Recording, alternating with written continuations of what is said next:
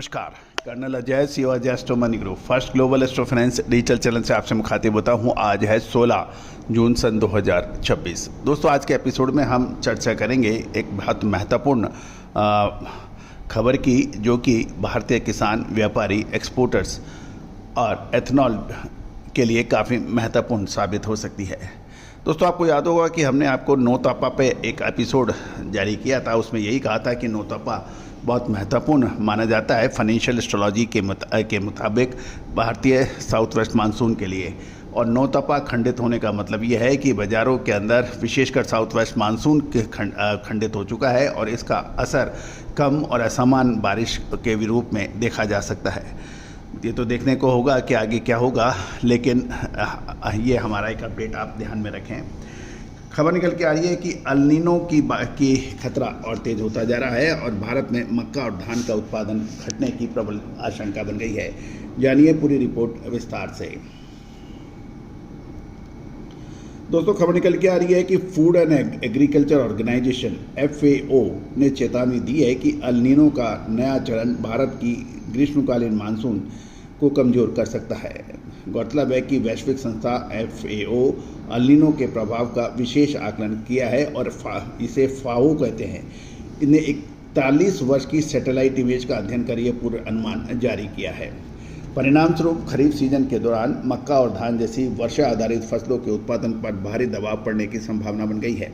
ये मौसमी घटना पहले से ही संकटग्रस्त क्षेत्रों और कृषि आधारित आजीविका और खाद्य सुरक्षा के लिए गंभीर जोखिम पैदा कर सकती है। विशेषकर एशिया बाज़ारों में बात करें तो एशिया में और वैश्विक बाज़ार पर क्या प्रभाव पड़ सकता है, इसका भी हम अध्ययन कर लेते हैं।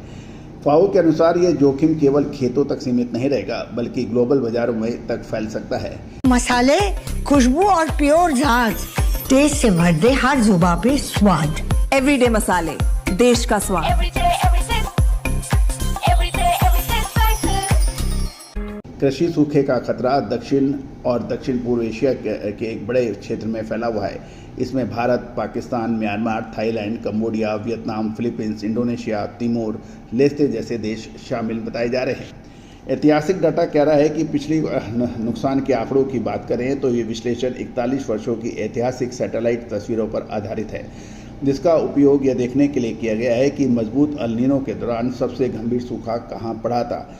भारत पर प्रभाव की बात करें तो वर्ष 2015-16 में के अल नीनो के दौरान भारत में मक्का के उत्पादन में 4% की गिरावट और धान के उत्पादन में 1% की कमी दर्ज की गई थी।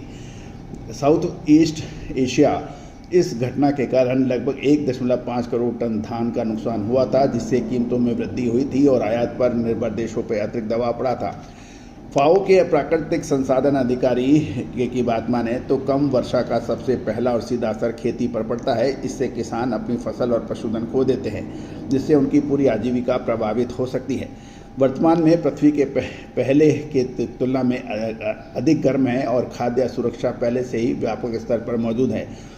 सूखे के प्रभाव से 80% से अधिक भार निम्न और यानी लोअर और मीडियम आय इनकम ग्रुप वालों देशों पर अधिक पड़ सकता है। इसके अलावा स्ट्रेट ऑफ हार्मुज के माध्यम से शिपिंग में संभावित व्यवधानों के कारण किसानों के लिए ऊर्जा और फर्टिलाइजर्स की लागत ऑलरेडी वृद्धि हो गई है। लेकिन शुभ समाचार ये है कि अमेरिका और ईरान के बीच अब समझौता हुआ है, जिससे ये सारी स्ट्रेट ऑफ हार्मुज खुल ऐसी जो हर घर की पसंद बने। सुधा महेश ठक्कर, हल्दी के विश्वसनीय निर्यातक। आज ही संपर्क करें। चुका है और इससे संभावित जो नुकसान है उसका वॉर प्रीमियम नहीं रहेगा। साथ साथ समय रहते यदि कोई कदम उठा लिए जाते हैं तो ये नुकसान को सीमित किया जा सकता है। उदाहरण के तौर पर दक्षिण अफ्रीका में 2023-24 के अल नीनो से पहले पूर्व सीजन प्रयासों के तहत 7 देशों के 20 लाख से अधिक लोगों को लगभग $310 लाख की सहायता उपलब्ध कराई थी, जिसके अंतर्गत बीज, पशुधन सहायता और प्रारंभिक चेतावनी प्रणाली प्रदान की गई थी। इससे अल नीनो का प्रभाव निम्न और मध्यम आय वर्ग के लिए काफ़ी राहतकारी साबित हुआ था। दोस्तों, आपका अपना चैनल हर महत्वपूर्ण खतरों का आगामी आपको अपडेट देता है। आपको याद होगा हमने अंगारक योग के तहत विश्व में अशांति और युद्ध जैसी परिस्थितियों की बात कही थी, जो कि अक्षर सत्य साबित हुई थी। साथ साथ आपको युद्ध विराम शांति के प्रयासों का भी अग्रिम आकलन दिया था, जो कि अक्षर सत्य साबित हुआ। हमने आपको हमारे पिछले एपिसोड्स के अंदर काफ़ी हद तक कहा था कि मई महीने के मध्य के बाद या मई महीने के आसपास विश्व में शांति फैल सकती है। ऐसा ही कुछ देखने को मिला। लगातार युद्ध विराम की घोषणाएं हुई, लेकिन अमली जामा जो